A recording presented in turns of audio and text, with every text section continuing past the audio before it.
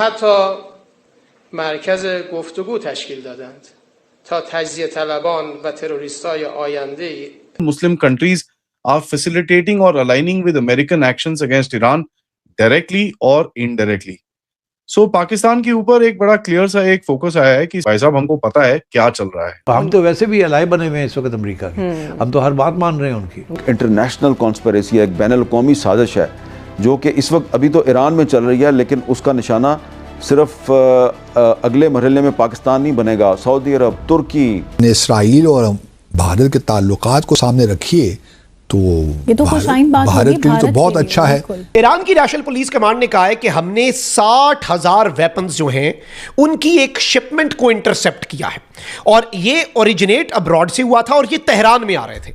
Iran की हुकूमत के लिए नहीं आ रहे थे ये हथियार। ईरान बेसिकली पाकिस्तान को ये बोल रहा है कि तुम हमारे दुश्मन हो, वो ये बोल रहा है कि यार देखो ऐसा है, हमको पता है आपके पास जो भी इश्यूज हैं और आप यूएस के टट्टू हो, but understand one thing, we are not going to let this go.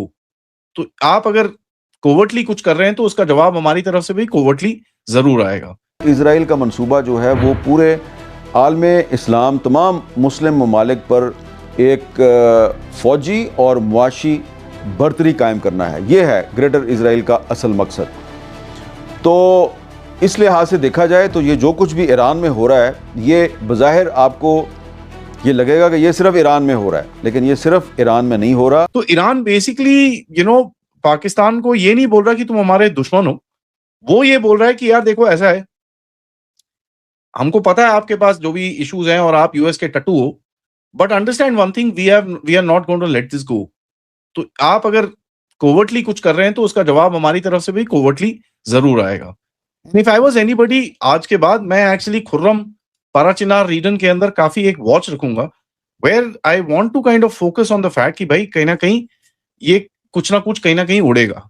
Because उस रीजन के अंदर ईरान के काफी सारे शिया ग्रुप्स ऑपरेट करते हैं, जहां पर इनकी वहां पर लोकल फाइट साइट्स होती हैं, और खुर्रम के अंदर जब कोई फाइट होती है 250-300 बंदे नॉर्मली में उड़ा देते हैं वो।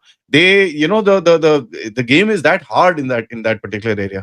तो मैं इस पे काफी नजर रखूंगा एंड मैं ऑल्सो इसमें नजर रखूंगा कि भाई बलोच इस टाइम पे कैसे रिएक्ट करते हैं, क्योंकि does Iran do a deal with the Baloch sitting inside Pakistan की बेटा यार ऐसा है, तुम इनको ठोको, डोंट वरी अबाउट इट।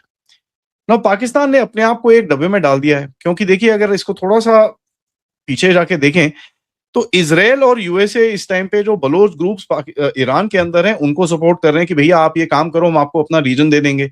तो जो लेटेस्ट कंटेनमेंट ऑफ ईरान की पॉलिसी है उसके हिसाब से कर्ड्स को बोला जा रहा है भैया दूसरी तरफ से नॉर्थ वेस्ट में आप कुछ करिए, अजेरीज को बोला जा रहा है उस तरफ से कुछ करिए, इस तरफ से भैया बोला जा रहा है इराकीज को कुछ करिए। जो एथनिक लाइंस पे ईरान डिवाइडेड है उसके अंदर ये एथनिसिटीज को काफी एक एम्पावर करने की कोशिश की जा रही है to create that chaos within Iran. लेकिन वो सब तो छोड़ दीजिए, वहां पर कर्डिस्तान तो वैसे भी हालत उसकी खराब है, इराक इज बड़ी down in the dump, Azerbaijan को थोड़ा बहुत एरिया मिल भी जाए तो फेयर इनफ। बट यहाँ पर इस तरफ जो एक सिचुएशन है जहां पर बलूचिस्तान का एक सवाल बाहर निकलता है। Let me just say this, अगर ईरान का ये कुछ ब्रेकअप होता है और बलूचिस्तान आता है, ये पाकिस्तान का बलूचिस्तान वहां पर भी ज्वाइन करेगा and they won't be any Balochistan left in Pakistan. और जिस तरह से ना बलोचों ने अपनी एक्टिविटीज बढ़ानी शुरू करी हैं, where they have started hitting cities and this and that again, तो ये हमको बड़ा दिखता है कि ये गैप था बलोच के ये एक्टिविटीज में और ये जब ये पूरा कचरा हुआ इसके बीच में एक बहुत बड़ा गैप था। So was there a back ending dealing between the Baloch and ये जो अमेरिकन या इजरायली फोर्सेस के साथ कुछ बैक एंडिंग डीलिंग है कि नहीं है? Of course it is be very difficult for me to say, because ये चीजें कभी बाहर कभी आएंगी नहीं। तो देखिए एक बड़ी क्लियर चीज है हमको समझ में आनी चाहिए कि दिस इज नाउ ऑन। अगर ईरान का फॉल्ट लाइन एक्टिवेट होता है उससे पाकिस्तान का फॉल्ट लाइन ऑटोमेटिकली एक्टिवेट होगा। नाउ यूएस के ट्रूप्स इस टाइम पे पाकिस्तान के अंदर हैं। What are US troops doing inside America?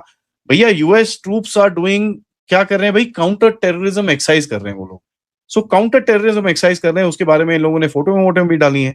Why are they doing that? That is a great way to cover your presence, कि आप किसी देश के अंदर हैं और आपको पता है कि जो आपकी उस देश के आसपास जो देश हैं उनकी इंटेलिजेंस एजेंसीज काफी देख रही हैं, फोकस कर रही होंगी कि यार ये लोग क्या कर रहे हैं यहाँ पर। You will kind of try and create some sort of a this thing कि हाँ जी एक कवर स्टोरी बनाने की कोशिश करेंगे। और यही चीज हमने देखी बांग्लादेश के अंदर जब इनके इतने सारे ठोके थे। तो जब से ये पाकिस्तान का स्टैंड सामने आया कि हमने अपनी फ़ौज को, हमास को डिसआर्म करने के लिए गज़ा नहीं भेजना, तो तब से पाकिस्तान के ख़िलाफ़ साजिशें बढ़ गई हैं। और इज़राइल और इंडिया मिलकर क्या करना चाहते हैं?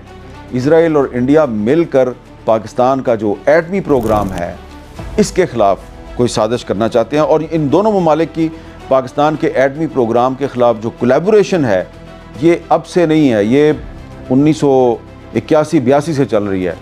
जब इज़राइल ने इराक़ की एटमी तनसीबात पर हमला किया था, उसी ज़माने में इज़राइल जो है वो इंडिया के रास्ते से पाकिस्तान की एटमी तनसीबात पर भी हमला करना चाहता था, लेकिन उस वक्त पाकिस्तान ने इस साजिश को नाकाम बना दिया था।